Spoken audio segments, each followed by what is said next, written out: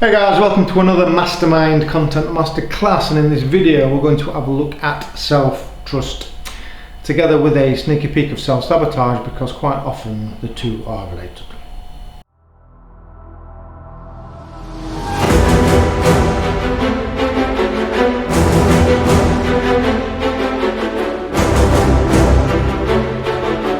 Hey guys, how's it going? So like I said, in this video we're going to look at self-trust, and if you are prone to self-sabotage, it could be that the underlying issue is actually a lack of self-trust. And as I'm showing you away, you need to be able to trust yourself in order to be successful, because when you don't trust yourself, you either give up trying or you don't even try in the first place. How many opportunities have you wasted because you didn't even try, because you were expected to fail and just thought, well, what's the point? You may not have thought that consciously, but you did subconsciously, and that subconscious program wells up as self-sabotage. I'm going to tell you a little story that I think many of you will probably relate to. I know I can. This is not my personal story, but it is a story of self-sabotage and ending relationships, or thinking about ending perfectly good relationships. Now, self-sabotage is not only confined to relationships, but it is a common theme in the life of most people. So that's what I'm going to run with in this video. So this story actually belongs to a client I was recently working with, who is in a committed relationship and was planning to move in with a boyfriend of 2 years. Now, I obviously can't use their real names for confidentiality reasons, but just to make this story a bit more personal, I'm going to call these characters Amy and Steve. Two very common names, of course. So Amy and Steve are both in their late 40s, and Steve has 2 adult children from a previous marriage, and they're both still living at home. So Steve asked them to move out so that Amy could move in. Now the daughter, let's call her Betty, took exception to this, and immediately afterwards started treating Amy with contempt, for want of a better word. Now the daughter's coldness and negative attitudes towards Amy made her feel unwelcome and uncomfortable around the house. In the following days, Amy started to have second thoughts and even doubted whether she trusted Steve. An overwhelming thought gripped her that he was not the right person for her. Now, when we looked into this more deeply, we found that Amy actually had a lack of self-trust in herself. Now, first of all, it's quite evident that her reaction to the daughter's negative attitude was a feeling of rejection. Okay? So Amy has a history of feeling as though she does not belong to certain groups or to her family even. Rejection and abandonment is also something that she was working on by herself before she contacted me. And that's probably the reason why the confrontation came up in such a dramatic fashion, because she's already projecting these energies from the inner world out into the external world, and they exist in the external world to help her overcome these challenges. But the question remains, how can she jump to not trusting Steve just because she got a cold shoulder from Betty? So this brings us to a clear sign of self-sabotage. So do you see how Amy is making an excuse to end the relationship because she doesn't trust herself in the relationship? She's now not trusting Steve to provide what she thinks she wants in the relationship, and it's because she has a personal insecurity. So she's telling herself the story in her head that she doesn't want to be involved in any conflict or feeling uncomfortable around Betty. But the real issue is not that other people are rejecting her. The truth of the matter is that Amy has rejected herself, or parts of her personality that would actually enable her to handle the situation in a more mature way, but also to trust herself to do other things, and also to trust other people. You see, self-trust is a prerequisite for achieving the goals you have set for yourself. To succeed at anything, you have to be able to manage your environment accordingly. Now, self-trust also gives you the courage to try things that you may fail, but more importantly, it enables you to bounce back from mistakes and shortfalls by giving it another go. To develop the personality and to get better at life, you have to try things that you are going to fail at and not be afraid to fail. That is the key issue here. Do not be afraid to fail. Anyway, back to Amy. We established that Amy lacked inner security because she did not have adequate emotional support from her parents in her formative years. She knew this already, but what she didn't know was that she had an anxious, avoidant attachment style, which makes her indifferent towards people and prompts her to end perfectly good relationships rather than cling on to them. Now, this attachment style typically develops if your parents were inconsistent in their behaviour towards you and didn't teach you emotional intelligence or how to be intimate with other people. And subsequently, you develop trust issues. Amy's parents divorced also when she was 10, which is a traumatizing event for a child, and that traumatizing event put the nail in the trust coffin for Amy. The children of divorced parents in particular have a fear of abandonment and a lack of trust in relationships. Research also shows that adults from broken homes during childhood tend to be less positive about getting married and have lower expectations of maintaining romantic ties. Even in a relatively stable relationship, people with avoidant personalities have a tendency to have strong doubts about the security of the relationship during moments of conflict. Now, this tends to happen with individuals that have a split-off aspect of consciousness that makes them feel as though they are not accepted. This was certainly the case for Amy. She lacked self-esteem and inner strength to feel as though she could trust Steve because of the overriding fear of abandonment. And her past is littered with broken relationships.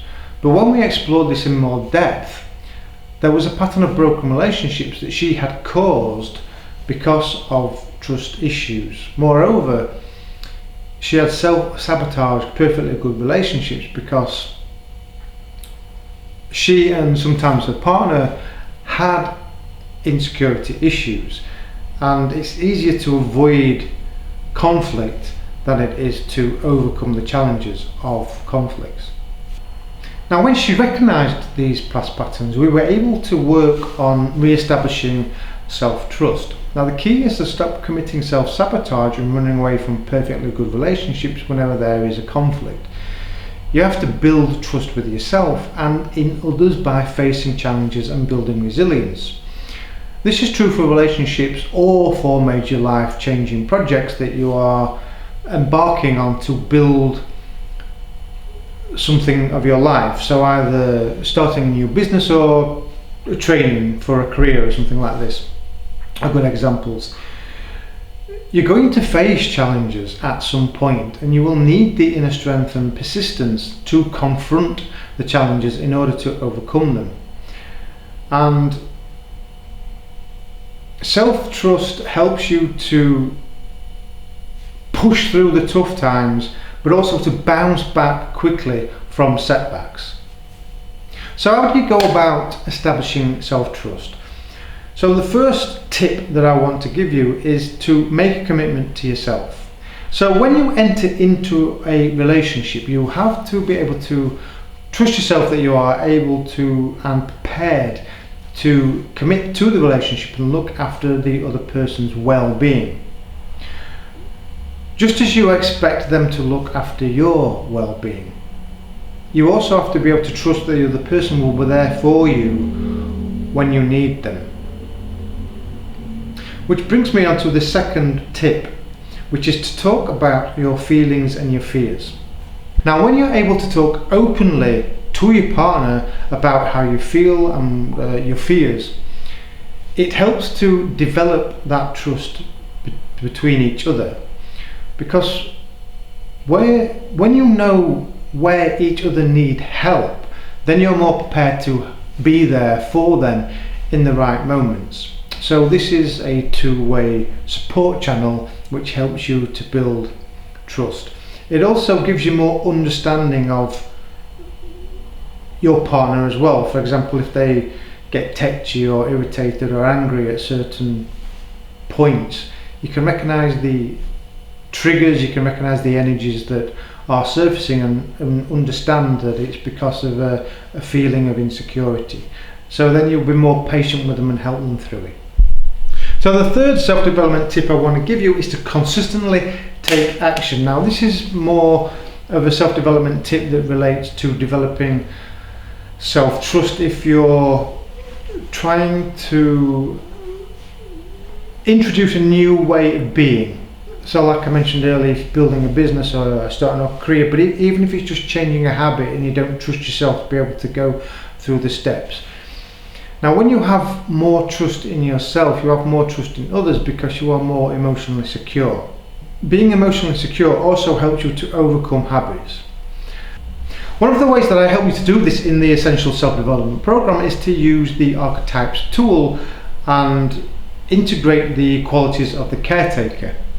So the caretaker is responsible for getting things done, for taking care of things. Literally takes care of everything in your life that you need to get done to manifest your desires and your ideas in the external world. And that includes breaking away from old patterns of behavior and creating new ways of being. So if there is anything in your life right now that you are resisting or putting off, it's because you don't trust yourself to get it right. Now, do you keep telling yourself, what's the point, or you're going to fuck this up anyway, and things like this? That's a lack of self-trust. Now, changing habits or entering into a new phase of life is naturally scary. People with self-trust issues allow that fear to stop them from moving forward. But the strategy is to take things step by step.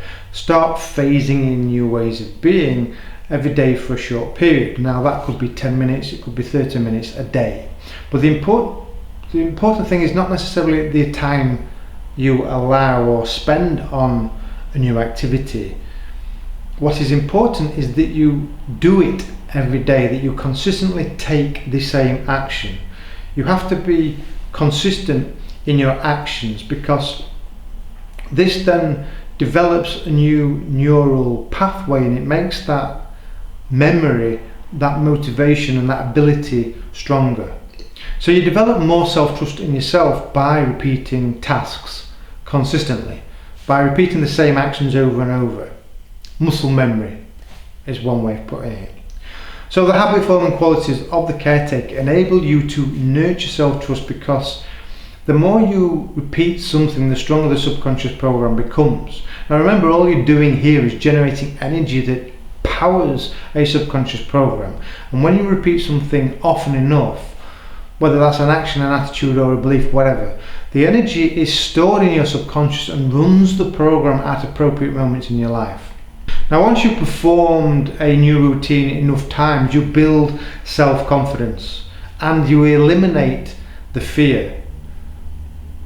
And as I mentioned before, a lack of self-confidence creates a lack of self-trust. So of course, building self-confidence builds self-trust. So if you keep on this trajectory, you will be able to perform everything you need to do automatically, and that's why it's important to continue learning something new all the time. Ticking off everything you have on your to-do list nurtures self-trust.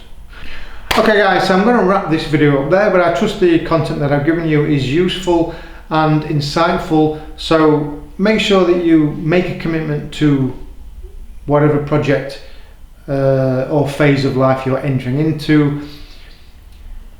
Talk about your feelings and fears with your partner, or if it's your feelings and fears about going into a new project, a new career, or whatever it is you're doing, then write down to yourself feelings and fears, and then most importantly, consistently take the actions that you need to build self-trust. which involves integrating and developing the energies of the caretaker.